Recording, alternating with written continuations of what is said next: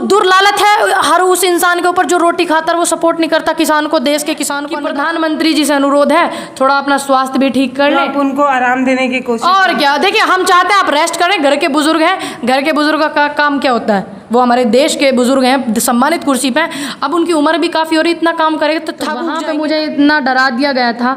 मेरे पास फ़ोन आया था एक व्यक्ति का, मुझे पता नहीं, लेकिन उन्होंने मुझे अपने आप को पुलिस डिपार्टमेंट से बताया था।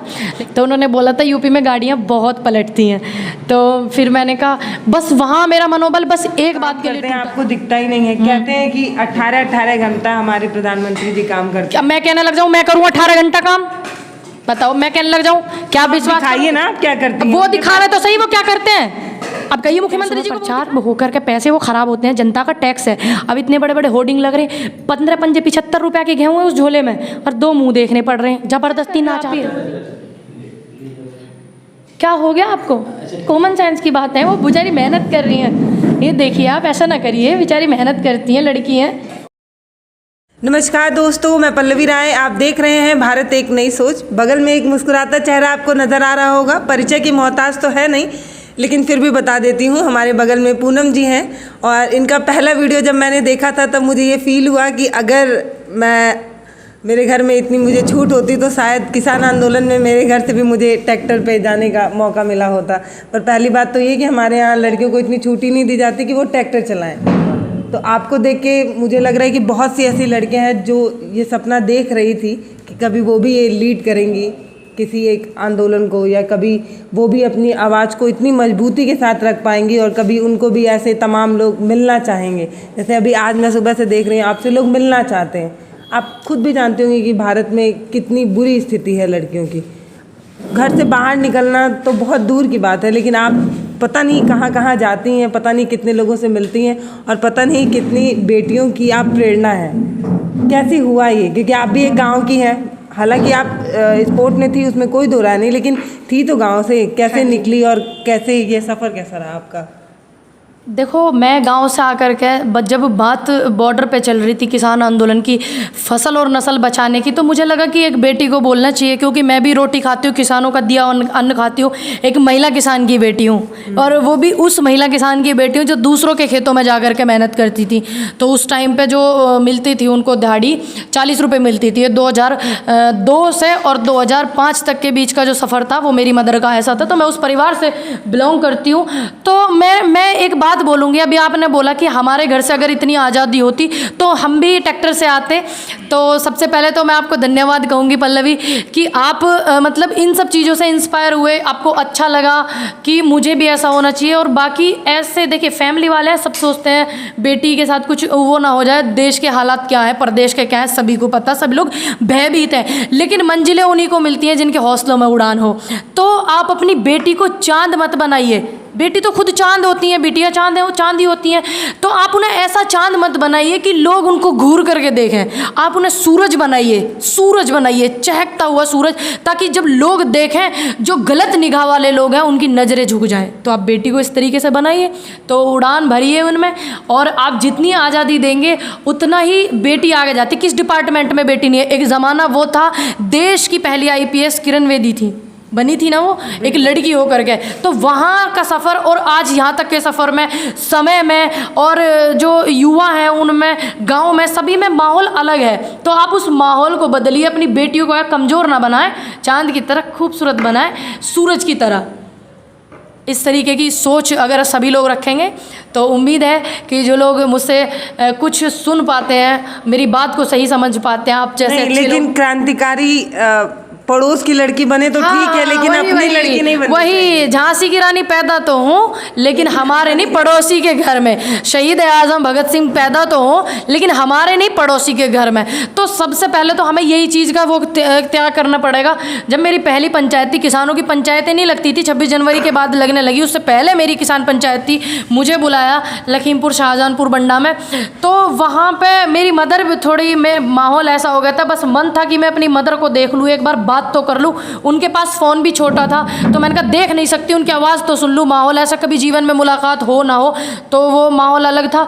तो इस तरीके की सिचुएशन हो जाती है कि माँ बाप डर जाते हैं। लेकिन मेरी माँ शिक्षित नहीं है लेकिन बहुत ज़्यादा समझदार है। उन्होंने बस यही कहा क्या हुआ, मेरी 3 बेटियाँ हैं तो मैं सोचूंगी 2 बेटियों में मैंने अपनी खुशी पूरी कर ली, तीसरी बेटी जो मेरी है उसमें देश खुशी मना रहा है, उसके होने पे, उसके बोलने पे और उसके जमाने से जाने पे भी। जब वो दुनिया से जाएगी तो जब भी देश दुखी तो होगा अंदर मन से, लेकिन खुश भी होगा कि हमारे देश में ऐसी बेटी भी है। तो मेरी मदर अशिक्षित होने के बावजूद भी उन्होंने इस तरीके की सोच रखी, उनका बहुत बड़ा योगदान है। और जो सोशल मीडिया के निष्पक्ष पत्रकार हैं, आप जैसे लोग, एक भारत एक नई सोच जैसे लोग, बहुत सारे लोग हैं जो निस्वार्थ और निष्पक्ष पत्रकारिता करते हैं, उनका बड़ा सहयोग है। युवाओं ने बड़ा साथ दिया, महिलाओं ने सम्मान दिया, किसान बुजुर्गों ने आशीर्वाद दिया। आप पे सवाल बड़े खड़े हुए। मैं देख रही हूँ कि जब मैं आपका इंटरव्यू करने आ रही थी उससे पहले मुझे लगा कि थोड़े सवाल तो तैयार करना पड़ेगा, हमारा काम है। तो एक वीडियो मैंने आपका देखा, वीडियो उतना बुरा नहीं था लेकिन उसके अंदर जो कमेंट थे वो वही लोग हैं जो चाहते हैं कि लड़कियां अभी भी घर में रहें। उनका ये कहना है कि अपनी राजनीति चमकाने के लिए जो है आप बार बार कैमरे के सामने चली आती हैं। देखिए, मैं जब शुरुआत में आई आंदोलन में, क्या आपने कभी सुना कोई पूनम पंडित है लड़की जिला बुलंदशहर यूपी उत्तर प्रदेश भारत से? उससे पहले भी आंदोलन हुए 2018 में, हमने नहीं सपोर्ट करा। CNRC हुआ, जो एक्टिविस्ट होते हैं वो लोग जाते हैं सपोर्ट करते हैं, कुछ लोग नहीं बोल पाते हैं तो एक्टिविस्ट उनका काम करते हैं, आपने नहीं सुना होगा। लेकिन जब बात फसल और नस्ल बचाने की थी तो मैंने सपोर्ट किया। तो दुर्लालत है हर उस इंसान के ऊपर जो रोटी खाता है वो सपोर्ट नहीं करता किसान को, देश के किसान को, अन्नदाता को। दूसरी बात, राजनीति चमकाने के लिए, देखिए मैं इंडिविजुअल हूँ, मैंने कभी किसी नेता को सपोर्ट नहीं करा। मैंने कभी ठीक है वोट डाला, डाल करके आ गए। 2 बार मैंने वोट डाला, दोनों बार मैंने बीजेपी को वोट डाला, ठीक है। मेरी उम्र 25 साल है तो मुझे 2 बार मौका मिला वोट डालने का, दोनों बार मैंने बीजेपी को वोट दिया, मोदी जी को मैंने वोट दिया। और मैं दावे से कहती हूँ हाँ मैंने वोट दिया। तो इस बात पर कोई मुकदमा बनता हो भैया लगा लेना। लेकिन जो लोग कहते हैं कि राजनीति कर, एक बात बताइए, मानिए मैं चुनाव नहीं लड़ूंगी, ठीक है, मानिए आप जैसे लोग या मेरे साथ वाले लोग अगर चुनाव लड़ते हैं, सपोज करिए मैं चुनाव लड़ती हूँ, तो क्यों तकलीफ क्यों है? क्या किसान की बेटी चुनाव नहीं लड़ सकती? गरीब परिवार की बेटी चुनाव नहीं लड़ सकती? इतनी मेहनत करके लोगों ने इतना आशीर्वाद दिया, क्या वो चुनाव नहीं लड़ सकती? तो तकलीफ उन लोगों को है जो लोग भयभीत होते हैं अपनी कुर्सी को बचाने के लिए, कि ऐसे ऐसे बच्चे अगर आएंगे और ऐसे ऐसे बच्चे सदन में बैठेंगे, पार्लियामेंट में बैठेंगे तो हमसे सवाल करेंगे, तो घबराहट तो होगी, तो वो ये बात ही बोलेंगे ना कि ये राजनीति चमकाने के लिए। अरे देश का युवा राजनीति नहीं करेगा, देश का किसान परिवार की बेटी राजनीति नहीं करेगी, बेटा राजनीति नहीं करेगा तो कौन करेगा? यानी कि मुख्यमंत्री का बेटा मुख्यमंत्री, MLA का बेटा MLA, MP का बेटा MP, एक बड़े पत्रकार का बेटा पत्रकार। क्या मैं किसान की बेटी हूँ, मैं पत्रकारिता नहीं कर सकती? तो क्यों नहीं कर सकते? हम परिवारवाद को ख़त्म करने के लिए हैं, तो ये चाहते हैं परिवारवाद बना रहे। ऐसी क्या खूबियाँ थी गृह मंत्री जी के बेटे में जो उनको वो पद दिया गया BCCI का? क्या खूबियाँ थी? तो ये परिवारवाद नहीं चल रहा। ऐसी क्या खूबियाँ थी जो राजनाथ जी हैं, उनका बेटा चुनाव लड़ा और पंकज सिंह, उनको वोट दिया जनता ने ये सोच के वोट दिया हमारे लिए बोलेंगे, किसानों ने वोट दिया, नोएडा क्षेत्र से वो विधानसभा से हैं। तो ऐसी क्या खूबियाँ हैं उनमें जो उन्हीं को वोट मिला? आप में खूबी नहीं है? क्या आप MLA नहीं हो सकती हैं? क्या पल्लवी राय MLA नहीं हो सकती? क्या पल्लवी राय MP नहीं हो सकती? या आप देश संभालने के उसमें नहीं है हद में? आप संभाल सकते हैं देश को। जब जब हमारे देश के मुख्यमंत्री हुए, प्रधानमंत्री हुए, कुछों की मृत्यु हो जाती है समय के कारण, बीमारी के कारण, कुछ को मार दिया गया है, आपको भी पता है। तो जब प्रधानमंत्री नहीं होते, वो चले जाते हैं परमात्मा के घर पे, परमात्मा उनको बुला लेता है अपने चरणों में, तो क्या देश नहीं संभलता? क्या प्रदेश नहीं संभलता? क्या अब हमारे देश को प्रधानमंत्री नहीं मिले हुए हैं? या ये नहीं रहेंगे प्रधानमंत्री नहीं है भाई, युवा है। देखिए बड़े घर के मुखिया हैं मोदी जी, अब फिक्र उनकी पार्टी को हो चना, हम तो बहुत फिक्र करते हैं मोदी जी की। और बुज़ुर्ग हैं, बड़े हो गए हैं, तबीयत भी ठीक नहीं रहता, मानसिक रूप से भी थोड़ा पीड़ित लग रहे हैं, तो यूपी में थोड़ा दवाई देने का काम करें। हमें फिक्र है क्योंकि वो हमारे देश के प्रधानमंत्री हैं, उनके पार्टी के नेताओं को फिक्र नहीं है उनकी। तो हम चाहते हैं कि प्रधानमंत्री जी से अनुरोध है थोड़ा अपना स्वास्थ्य भी ठीक कर लें, आप उनको आराम देने की कोशिश। और क्या, देखिए हम चाहते हैं आप रेस्ट करें। घर के बुजुर्ग हैं, घर के बुजुर्ग का काम क्या होता है? वो हमारे देश के बुजुर्ग हैं, सम्मानित कुर्सी पे। अब उनकी उम्र भी काफ़ी हो रही, इतना काम करेंगे तो थक उग जाएंगे ना। तो अब वो शांति से बैठे रेस्ट करें। देश को संभालने के लिए देश का युवा भी आगे है, ठीक, देश की महिलाएं भी आगे हैं, और देश के बुजुर्ग किसान वो भी आगे हैं जो रिटायर्ड, कोई कर्नल है, कोई कैप्टन है, बॉर्डर पे बैठे हुए हैं, वो भी तैयार है। तो आप थोड़ा रेस्ट करें। सीट तो एक ही है मतलब ना, देश के मतलब प्रधानमंत्री देख तो एक ही लीजिए, बनेगा। मतलब प्रधानमंत्री है आप- तो युवा नहीं बन, सुन लीजिए, युवा नहीं बन सकता। हो सकता है वो युवा हो जाए, हो सकता है किसान की बेटी हो जाए, हो सकता है किसान का बेटा हो जाए, हो सकता है बुजुर्ग हो सकता है। मतलब देश के प्रधानमंत्री 75 साल के देश संभाल सकते हैं, युवा नहीं चला सकते देश को। भाई आज जो हम में दिमाग है वो आप दावा कर रही हैं कि आप प्रधान बनने के लिए। देखिए, मैं तो आपको दावा करती हूँ, नहीं, मैं तो नहीं बनना चाहती। नहीं तो मुझे आप बनना ही नहीं। आपको नहीं बनना, लेकिन मैं चाहती हूँ मेरे देश की आप जैसी बेटियां प्रधानमंत्री बने और किसान जो युवा है, किसानों के बच्चे जो हैं वो प्रधानमंत्री बने। दूसरी बात देखिए, मेरी मदर में जितना उनके समय के आधार पर जितना उनका माइंड था, जो उनका ज़माना था, वो हम में नहीं हो सकता। जो हम में है वो हमारी औलाद में नहीं हो सकता, जो हमारी औलाद में होगा वो हम में नहीं है। तो समय के आधार पर सारी चीज़ें बदलती अच्छी लगती हैं। ठीक, एक चीज़ को आप जनता बदलाव चाहती है तो उसको बदलाव नहीं करोगे। मैं तो चाहती हूँ देश की लड़की जो है वो ज़्यादा उसमें आवे राजनीति में, किसान परिवार के बेटे राजनीति में आवे, वो राजनीति करे। मैं तो ये चाहती हूँ। मैं तो नहीं चाहती कि मतलब मैं ही वो बनूँ, कुछ नेता बनूँ। तो मैं चाहती हूँ देश का युवा है, तैयार खड़ा हुआ है, आप हटिए तो सही कुर्सी से, मुँह तो छोड़िए, त्याग पत्र तो दीजिए। देखने लाइन में कितने पढ़े लिखे लोग, इतने मोदी जी पढ़े लिखे नहीं होंगे, इतने पढ़े लिखे युवा हैं, इतनी पढ़ी लिखी लड़कियाँ हमारे देश में, इतने IAS PCS अधिकारी हैं, वो जनता की सेवा करते हैं और इन नेताओं की सेवा करते हैं। तो IAS PCS अधिकारी पूरी जीवन पढ़ने में निकल जाता है, क्या वो हमारे देश को नहीं संभाल सकते? आप त्याग पत्र तो दो, लाइनें लग जाएंगी भैया कुर्सी संभालने वालों की। आप किसको आगे रखेंगे अगर आपको बोला जाए, क्योंकि अब ये किसी से छुपा नहीं है कि इलेक्शन अब बहुत पास आ चुका है और सभी पार्टियां जो है वो निकल रही हैं। लोग कह रहे हैं कि जो कुएं के मेढक हैं वो अब आ रहे हैं मैदान में और अपनी राजनीति चमकाने की कोशिश कर रहे हैं। सारे नेता लोग अब निकल रहे देखिए, हैं। जो लोग घर पे बैठ के ये कमेंट करते हैं उनका काम वहीं तक सीमित है। कम से कम कुछ लोग आ तो रहे हैं राजनीति चमकाने, मान लो लोगों की प्रॉब्लम समस्या सुनने आ तो रहे हैं ना। तो एक सबक है ना ये वाली चीज़ भी। बाकी जो आने वाला समय अभी 5-6 महीने काफ़ी पड़े हुए हैं और इसमें देखा जाएगा कि महिलाओं के सम्मान में कौन सा हमारा युवा नेता खड़ा रहेगा। युवा हमारा बेरोजगार है, उनके रोजगार की बात को कौन उठाएगा, किसानों के सम्मान की बात को कौन उठाएगा। लड़कियों के बलात्कार हो गए, एक लड़की नहीं मिली भाई, 10 जनवरी से गायब है। मुरादाबाद SSP ऑफिस के सामने उन्होंने धरना दिया, उसकी मदर ने 50 दिन हो गए, दिन रात वहाँ धरना दे रही है, 1 महीने से भी ज़्यादा हो गए, 50 दिन हो गए लगातार। तो उनके साथ कौन खड़ा हुआ है? ऐसी ऐसी बेटियों के साथ कौन खड़ा हुआ है जो अगवा हो जाते हैं, जिनका बलात्कार हो जाता है, जो आरोपी होते हैं उन पर मुकदमे नहीं। तो इस चीज़ को देखेंगे, 5-6 महीने पड़े हुए। बाकी युवा नेता को सपोर्ट करेंगे, चाहे वो लड़की है चाहे लड़का है। 403 विधानसभा है, आप एक अकेली जान है, कैसे करेंगे? देखिए, मैं अकेली जान नहीं कहूँगी अपने आप को, मेरा परिवार बड़ा हो गया है। मैं जिस विधानसभा में भी जाऊँगी, मुझे प्यार करने वाले मेरे परिवार के लोग सभी वहाँ खड़े रहेंगे, वो मेरे साथ हैं। जब मैं उनको देखती हूँ और उनकी आंखों में अपने प्रति प्यार और सम्मान देखती हूँ तो मेरे पे कोई फर्क नहीं पड़ता। मेरा स्वास्थ्य लग रहा है कि कोई दिक्कत नहीं। आपकी बात सुन रहे हैं लोग? बिल्कुल सुन रहे। सुनी नहीं थी बंगाल में? जब बंगाल के लोग हमारी बात सुन सकते हैं, बंगाल में जाकर के लोग समझ सकते हैं, वो तो पड़ोस स्टेट हो गया। अब हमारे उत्तर प्रदेश वाले हमारी नहीं सुनेंगे क्या? हमारे उत्तर प्रदेश वालों को पता नहीं हमारी बेटी वहाँ पे, हमारे बुजुर्ग वहाँ बैठे हुए हैं आंदोलन में बॉर्डर पे, हमारे युवा लड़के हैं जो SSC के बच्चे आंदोलन कर रहे थे, क्या उनको पता नहीं है? तो क्यों नहीं वो सपोर्ट करेंगे? वो तो यूपी की बात हो गई, वो बंगाल वाले समझ सकते हैं, तो यूपी वाले तो भैया और ज़्यादा समझदार है। अब आप हर देश में हर मुद्दे पे आप पहुंच जाती हैं, चाहे वो कोई भी हो। जैसे मैं आपको कई दिन से फॉलो कर रही हूँ, तो मैं देखती हूँ कि अगर कोई ऐसी घटना होती है जहाँ आपको लगता है कि आवाज़ अब कम हो रही है, तो आप उस आवाज़ को बुलंद करने वहाँ पहुँच जाती हैं। ये तो आप में है, लेकिन क्या ये सिर्फ चुनाव तक ही रहेगा? नहीं, इसके बाद भी करेंगे? नहीं, देखिए, मैं काम कर रही हूँ, मुझे वही काम करना है और मुझे मोह त्यागना होगा। मुझे अपना जो त्याग है वो करना होगा। अगर मुझे पूरी देश की जनता ने प्यार करा ना, पूरे एक राज्य ने तो करा नहीं, पूरे देश ने मुझे सहयोग करा, पूरे देश की जनता ने मुझे प्यार करा। अगर देश में जितनी पॉसिबिलिटी होती, जितनी मेरी वो है कि अभी आपको पता है मैं बहुत नॉर्मल से परिवार से हूँ, जितनी मेरी क्षमता है, अगर ऐसी कोई चीज़ें होती हैं तो मैं पूरी जाने की कोशिश करूँगी हमेशा। और मुझे जाना भी चाहिए, क्योंकि मुझे देश की जनता ने बनाया, उसके आशीर्वाद से, उसके प्यार से, साथ से मैं बनी हुई हूँ।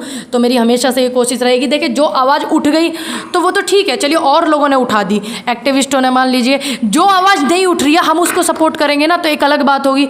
तो जो बहुत सारे लोग साथ खड़े होते हैं किसी के, तो वो एक अलग बात है। कुछ लोग ऐसे भी रह जाते हैं ना जिनके साथ कोई नहीं होता, तो उनकी आवाज़ उठानी चाहिए।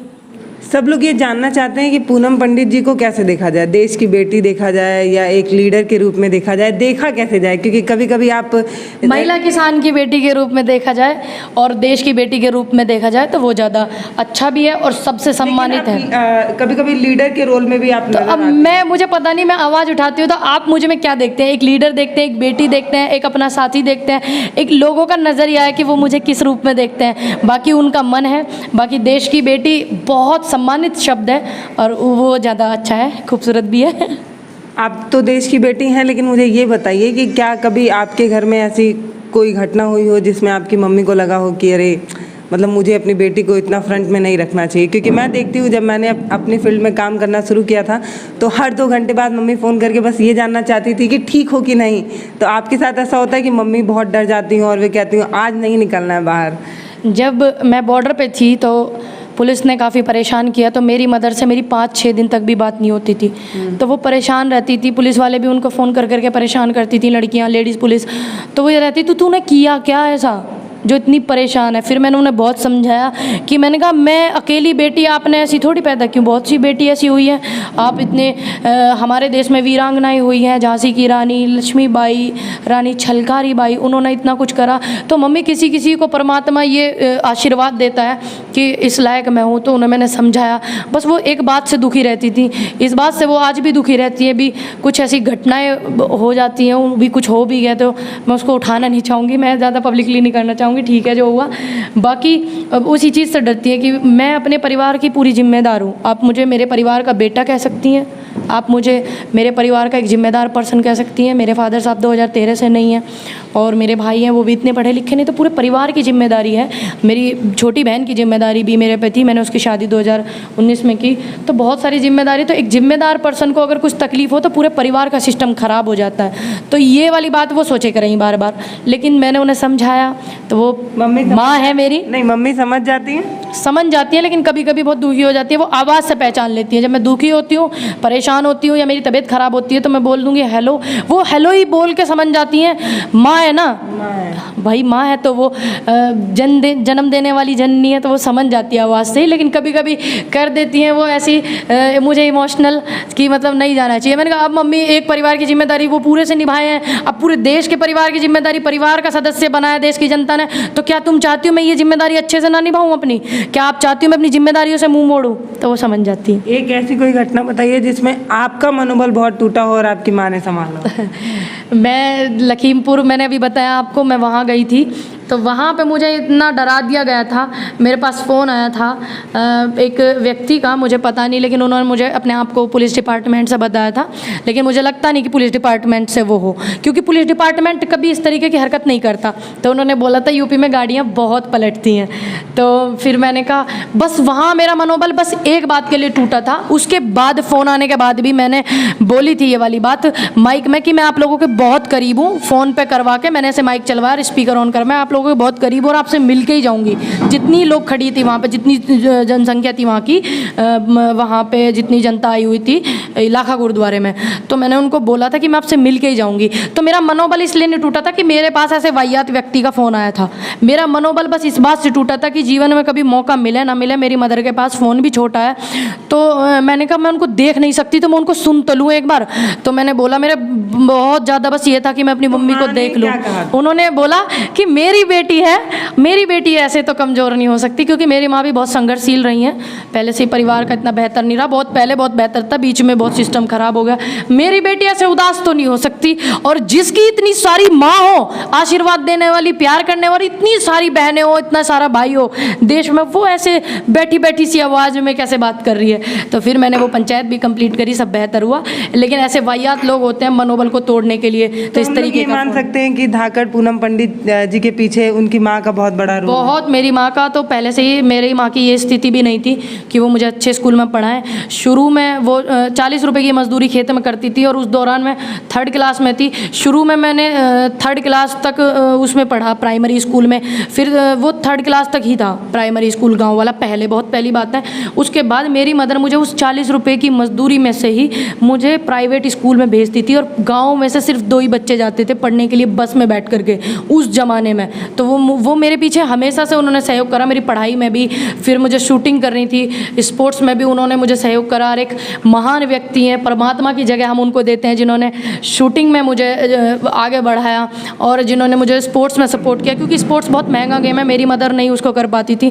तो एक व्यक्ति हैं, हम उनका नाम नहीं लेंगे, एक अच्छी सी जगह, एक खूबसूरत सी जगह पे जब इस लायक होंगे तो हम उन्हें दुनिया से रूबरू कराएंगे, देश की जनता से रूबरू कराएंगे।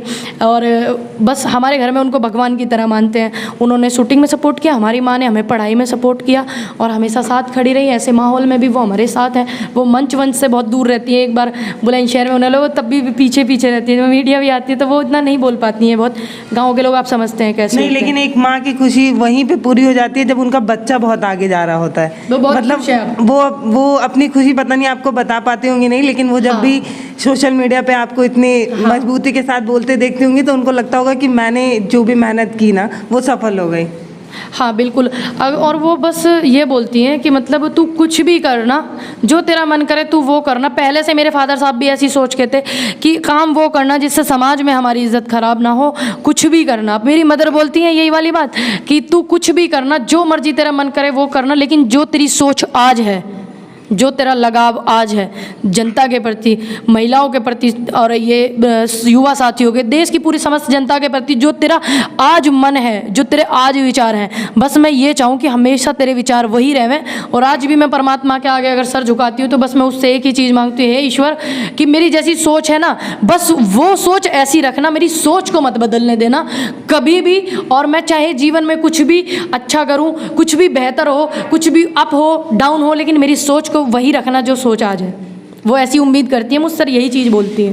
देश की हर परिस्थिति में आप बोलते हैं। मुझे ये बताइए कि आपको क्या लगता है कि अगर आप महंगाई की ही बात करें तो, क्योंकि मैंने देखा है कि आप हर इंटरव्यू में जो है वो सरकार को घेरती नजर आती हैं, और एक स्वतंत्र नागरिक का और एक जिम्मेदार नागरिक का ये कर्तव्य है कि जो नीतियाँ जो खराब है खिलाफ बोलना चाहिए। तो मैं वही, लेकिन अगर महंगाई की बात की जाए तो पहले जब मेरी दादी थी तो वो 10 रुपए ले जाती थी और झोला भर के सब्जी लाती। हाँ वही होता था। हमें नहीं मिलता, अब नहीं मिलता। 10 रुपए में तो प्याज भी ना मिले, धीरे बढ़ती है। तो आप कैसे देखते हैं? देखिए आप महंगाई को देख लिए, लोग कहते हैं कि मतलब सैलरी भी तो बढ़ी है, लेकिन आप महंगाई को देखिए और लोगों की सैलरी कितने गुना बढ़ी है वो भी देखिए। कुछ लोग हैं जिनको महंगाई नहीं नजर आती है और कुछ लोग वो भी हैं जो कहते हैं 2000 हो जाए पेट्रोल, लेकिन वोट वहीं देंगे।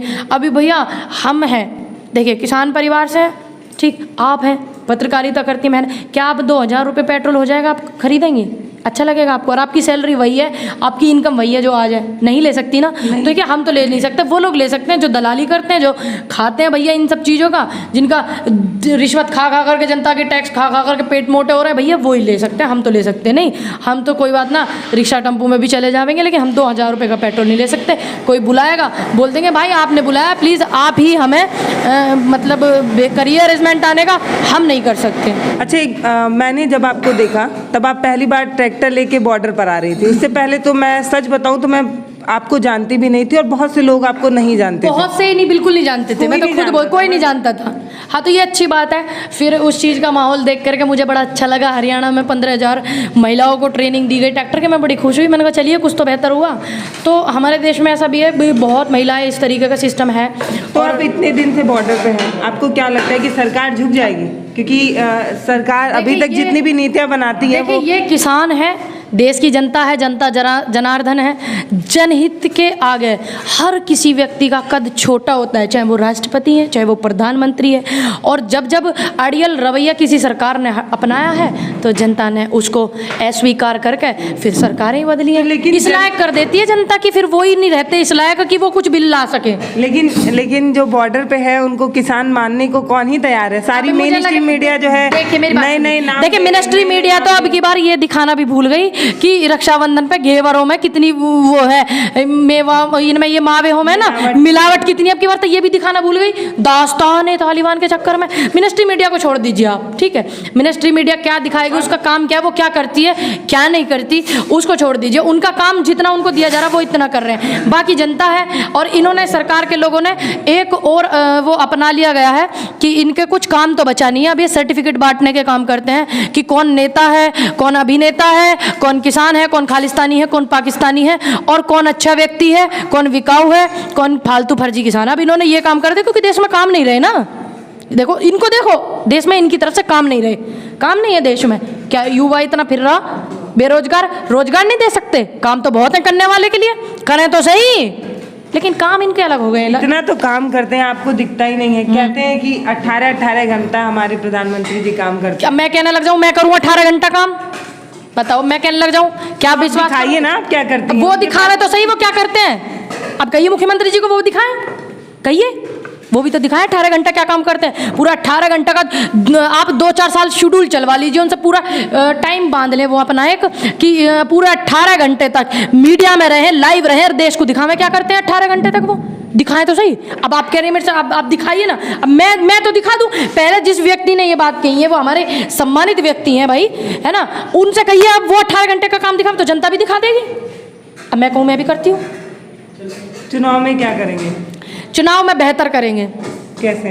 बहुत अच्छा रूपरेखा रहेगी चुनाव में, किसानों का साथ दिया जाएगा, उनका साथ लिया जाएगा, अच्छे से बदलाव करेंगे। किसान भी होगा और बेरोजगार भी होगा, शिक्षा भी होगी, अस्पतालों में जो अब की बार हालत हुई है कोरोना में वो भी होगा, सारे मुद्दे होंगे, विकास के मुद्दे होंगे सारे। देखिए कोविड को लेके तो ये भी कहा गया कि अगर भाजपा नहीं होती तो स्थिति और ज्यादा खराब होती। आप देखिए हमने लीड कर दिया बहुत अच्छा, इसलिए लोग बच गए। अच्छा। अभी और भी लोग मर जाते, ऐसा दावा है। अरे कोविड को लेकर इन्होंने भी लंगर लगाए थे, इन्होंने तो ना वीडियो में दिखाया कि मैंने वो क्या बोलते हैं ऑक्सीजन बांटी। क्या आपने दिखाया कि आपने ऑक्सीजन बांटी? क्या आपने अपना प्रचार करा? नहीं करा, उन्होंने भी करा। ये इधर हमारे बैठे हुए हैं ये कलीम जी, इन्होंने भी लंगर लगाए, इन्होंने भी ऑक्सीजन जाकर दी, तो इन्होंने तो नहीं लगाई क्योंकि प्रचार है, काम करते हो। देखिए जो काम करता है, दरअसल क्या है इस सरकार में बड़ी समस्या है, ये काम करते हैं थोड़ा, प्रचार करते हैं ज़्यादा। जिन पैसों में प्रचार होकर के पैसे वो खराब होते हैं, जनता का टैक्स है। अब इतने बड़े बड़े होर्डिंग लग रहे हैं, 15-75 रुपये के गेहूँ है उस झोले में, और 2 मुँह देखने पड़ रहे हैं ज़बरदस्ती ना चाहते हुए भी, है ना। तो आप काम देखो ना, 75 रुपये के गेहूँ और 165 रुपये के मुँह छपा लिए, तो क्या आप इसको काम कहोगे? अच्छा होता वो 165 रुपये के जो मुँह छप रहे उनमें और गेहूँ डाले जाते और ज़्यादा बड़ा नाम होता। तो प्रचार बड़ी समस्याएं हैं देश में, इस सरकार के साथ ज़्यादा है। कौन नहीं करता है प्रचार? ऐसे प्रचार देखिए मेरे याद है 2005 से राशन मिलता है, मेरे याद है, ठीक।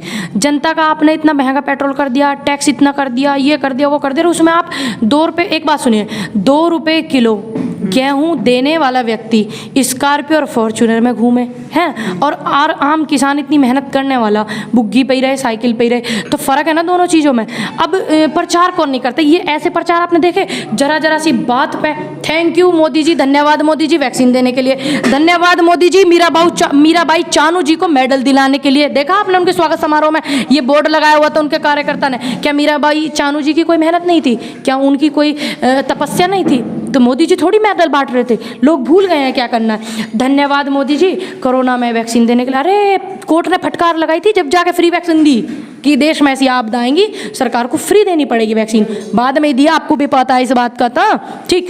तो बड़ी समस्याएं बड़ी हो गई हैं, तो इसलिए समस्याओं का सामना करना पड़ेगा, हमें मेहनत करनी पड़ेगी, उसको हम करेंगे पूरा।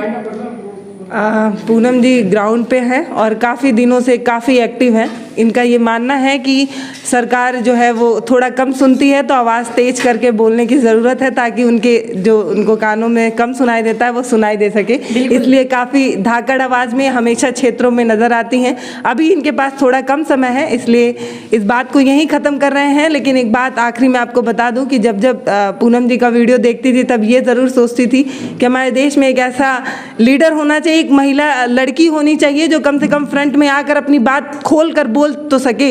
लेकिन हमने देखा है कि हमारे देश की जो लड़कियां हैं वो खुलकर अपनी बातों को बोल नहीं पाती हैं। तो आपका बहुत धन्यवाद। जब आपको लड़कियां देखती हैं, मैंने खुद भी कई बार आपकी वीडियोस देखे, तो ये तो लगता था कि लड़की हो तो ऐसी कम से कम अपनी बात दिल खोल कर बोल सके।